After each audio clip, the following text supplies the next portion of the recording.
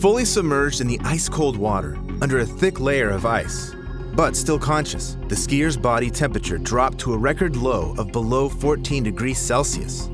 The woman had no chance of survival, when suddenly, her pulse got going again. In this video, I'll share 8 incredible survival stories that are hard to believe. Viewer discretion is advised. A British parachuting instructor, Michael Holmes, was preparing for his 3rd jump in a day. He double-checked his gear and had his colleagues recheck it for him. Michael had around 7,000 successful jumps under his belt. On that day, in 2006, the instructor was supposed to film a tandem flight over the New Zealand town of Taupo. When the plane reached an altitude of 4,600 meters, the skydivers jumped. Michael circled the tandem couple to take the best photos and then opened his parachute. However, instead of a steady descent, the man got caught up in a violent swirl. His main parachute got tangled and wouldn't open. So, the man detached it to open the extra one. Its canopy wouldn't detach for some reason though, and Holmes continued falling. He wanted to cut off the suspension lines with a knife, but was unable to raise his arms due to the speed of the fall. Michael barely managed to look at his altimeter and realized he was done for. Bye.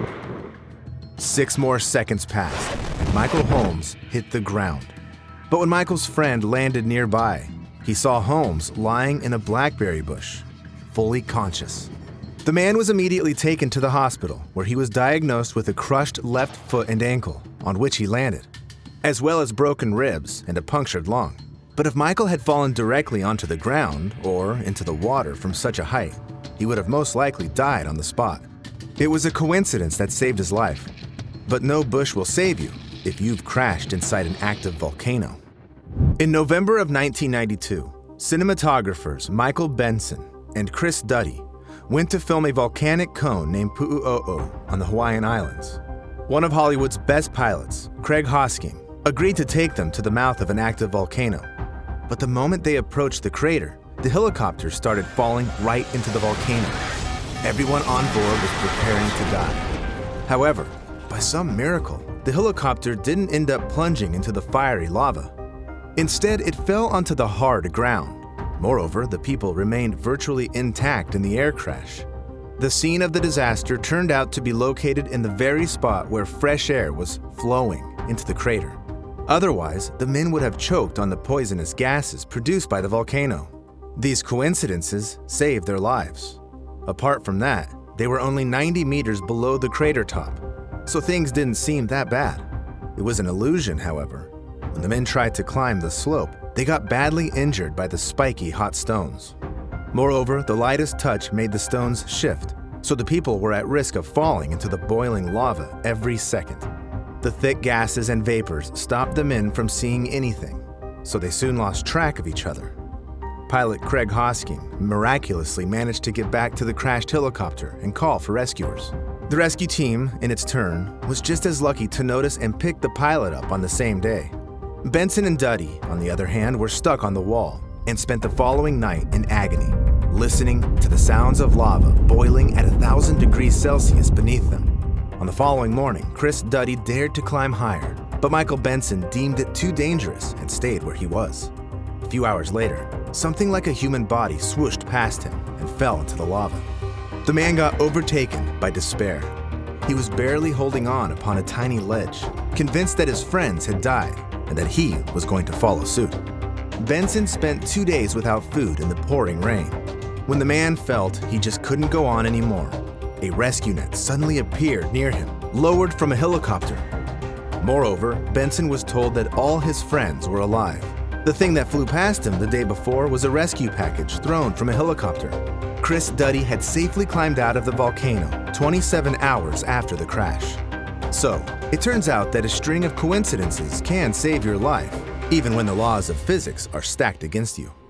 A worker from England managed to win a battle against a machine that even the Terminator would have lost. On the day before Christmas 2008, a man named Matthew Lowe was working his factory shift. He was passing by an automized conveyor belt when he noticed his overalls get caught on something. Then, a horrible thing happened. Lowe fell onto the conveyor belt, which started pulling him toward a 13-centimeter opening in a structure.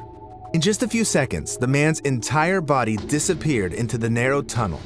Only his head remained outside on the other side of the machine.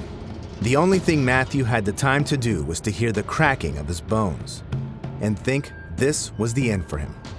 The machine spewed Lowe's broken body out on the other side, but the man remained conscious. Then, the horrific pain kicked in, and Matthew started screaming. When the other workers ran into the room, they froze with terror. Lowe's back was broken in 2 places. His pelvis, ribs, and both hips were almost completely crushed, and the abdomen, with the internal organs, was torn. Matthew was immediately taken to the hospital, and his partner was advised to prepare for the worst.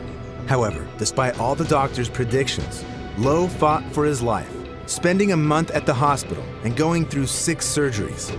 The surgeons literally stitched the man's body back together, and in just 18 months, Matthew could return to work, although he was transferred to a different position. The only things reminding him of the catastrophe were the weakness in his right arm and occasional panic attacks. Lowe's story fully deserves to be recreated in a sci-fi movie. Regarding a case that happened to Stephen McCormick, it already happened on screen. On May 21st, 2011, in the town of Opotiki, New Zealand, Mr. McCormick, an experienced driver, was tinkering with his truck. He was right between the car's bumper and a trailer when he slipped and fell. But instead of regular pain, he felt his body blow up like a balloon, getting twice as big. The man's colleagues and his grown-up son came running when they heard his screams.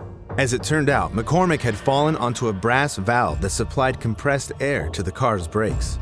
It punctured the man's buttock, and the pressurized gas entered his body. McCormick's colleagues managed to cut off the air supply and laid the man on the ground. However, as it turned out, the only 2 emergency cars were busy, and Stephen had to spend an entire hour waiting for the medics. When the man got to the hospital, it became clear that the air had separated the fat tissue from the muscles and filled the entire space in the abdomen, the chest, around the lungs and the heart, and even behind Stephen's eyelids. The doctors had to push a hose between the ribs right to the lungs so that the man would be able to breathe. The air in his body had to go out the natural way, which took 3 days. After this, McCormick was discharged from the hospital completely healthy, and the only reminder of the incident was a puncture in his buttock. The doctors noted that if the valve had hit any other body part, it could have damaged a blood vessel, and then Stephen McCormick would have died. The man was saved by a total coincidence and couldn't have influenced the situation in any way. A tourist from Australia, on the other hand, had to decide whether he'd fight for his own life or not. On a Sunday morning in September of 2019, a 54-year-old man went on a short hike to Mount Nebo near Brisbane, Australia. Neil Parker was a seasoned member of the Brisbane Bushwalkers Club and took all the necessary gear with him. Moreover, he'd repeatedly walked that same route, so the thought of telling anyone where he was going didn't even cross his mind. 1 hour and 40 minutes into his hike, he had already started a familiar ascent onto the mountain near a waterfall. Yet for some reason, the normally reliable rocks suddenly started shifting under Neil Parker's feet, and he plunged downward. The man fell 6 meters into a shallow creek, snapping his left leg in half above the ankle and crushing his left wrist. Neil tried to get his cell phone out of his pocket, but it slipped into the water. Then Parker realized he could neither call for help nor expect to be searched for. His only option was to get out himself. Neil used his hiking poles to splint his leg and started crawling. It was so hard, however, that he had to rest after every meter he conquered. Yet Parker continued crawling, stopping from time to time to eat something and take painkillers. Only 2 days later, on Monday, when Neil Parker didn't show up at work, the search operation began. By some miracle, someone recalled the man mentioning his plan of going to the mountains. But a helicopter wasn't dispatched until Tuesday morning. Quite soon, the rescuers noticed a man in a creek bed. He was waving something colorful over his head.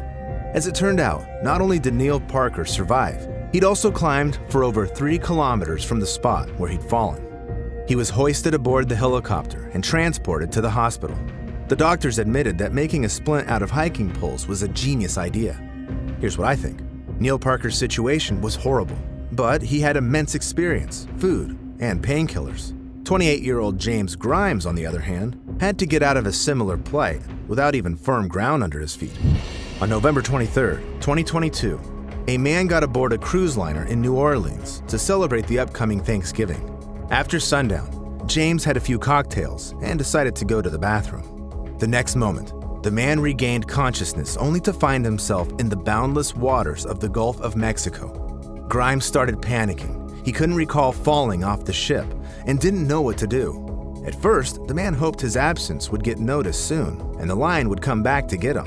But after spending the entire night in the water, he realized it wouldn't happen. During that time, a large group of jellyfish badly stung James's body, and when the sun rose, new trials awaited Grimes. He noticed a fin nearby and went pale with terror. A shark was approaching him. Then something touched his foot. He kicked it hard, held his breath, and prepared to die. But nothing happened, and the shark, if it was one, never returned. Suddenly, James saw two ships on the horizon. He swam toward them for hours, thinking of his 9-year-old daughter and coming up with songs for her. All the while, the ruthless sun was burning Grimes' skin, and when James had already spent 20 hours in the water and was losing hope of ever seeing his family again, a lifeline landed near him. The man used all of his remaining energy to try and grab it, but the mighty waves did not allow him to. Eventually, a Coast Guard helicopter started circling over James, and rescuers took hold of him. One of them noticed that Grimes had 1 minute at most before dying of hypothermia in the ice-cold water. But I don't think this is the most incredible story in this video. Do you believe it's possible to get caught in a storm at a cruising altitude and survive?